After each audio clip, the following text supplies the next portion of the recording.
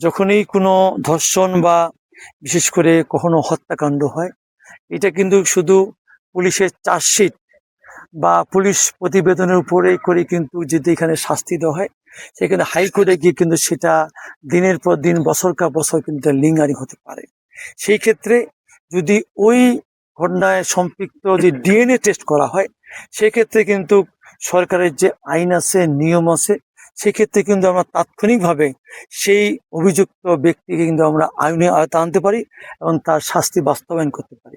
তবে এখানে শুধু একটু বলতে চাই যে দুঃখজনক হলো, যদি আমরা মাননীয় প্রধানমন্ত্রী সেই রাইসার পরিবারের সঙ্গে সাক্ষাৎ করতে গেলেন, সেইখানে কতিপয় মানুষ মব সৃষ্টি করে সেখানে মাননীয় প্রধানমন্ত্রীকে ভুয়া ভুয়া স্লোগান দিলেন।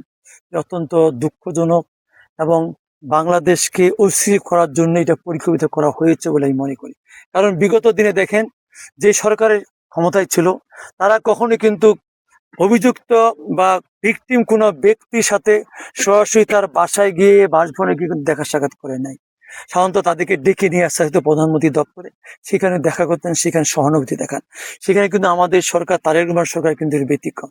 আপনি খবর নেন, যখনই কোনো এরকম ঘটনা ঘটেছে, উনি কিন্তু সরাসরি সেখানে উপস্থিত হয়েছেন, খোঁজখবর নিয়েছেন এবং সেখানে যেন অতি দ্রুততার সঙ্গে সেটার যেন আইনগত ব্যবস্থা নেওয়া হয়, শাস্তি ব্যবস্থা করা হয়।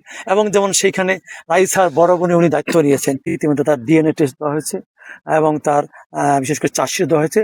হয়তো ইনশাল্লাহ 1 সপ্তাহের ভিতরে সেই অভিযুক্ত ব্যক্তির শাস্তি দেওয়া হবে, যেটা যার মধ্য দিয়ে এই ধরনের যত রকম কেউ যে অপকর্ম করতে চান, সেখান থেকে তারাও কিন্তু আগামী দিন এইসব অপকর্ম করতে আর সাহস পাবেন না।